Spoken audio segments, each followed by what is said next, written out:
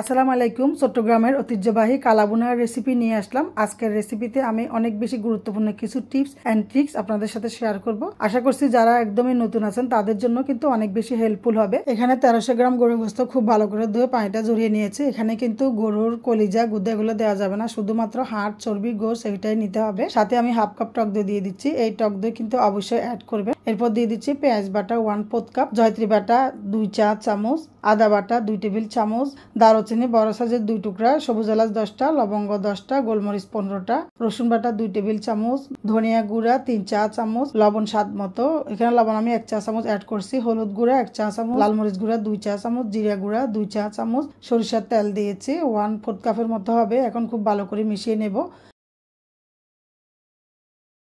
কড়াইতে দিয়ে দিচ্ছি বেরেস্তা ভাজা তেল, এটা কিন্তু সয়াবিন তেল। আমি সবগুলো মাংস একসাথে দিয়ে দিচ্ছি। এরপরে যে মশলাটা ছিল ওইটাও দিয়ে দিলাম। দিয়ে দিচ্ছি 1 মুঠো পেঁয়াজ বেরেস্তা। এই পেঁয়াজ বেরেস্তাটা কিন্তু অবশ্যই দিবেন।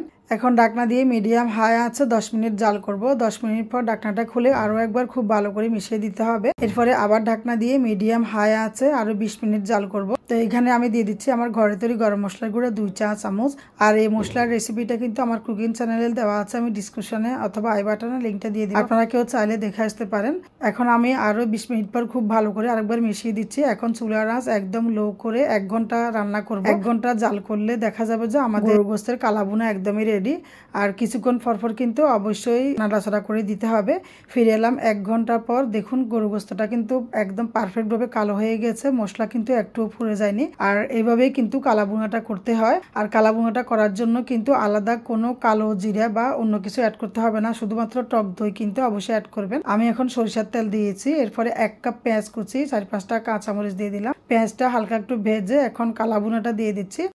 পেঁয়াজ সামান্য একটু ভেজে তারপরে কালাবুনাটা দিয়ে দিবেন। চট্টগ্রামের ঐতিহ্যবাহী পারফেক্ট কালাবুনা কিন্তু একদমই রেডি।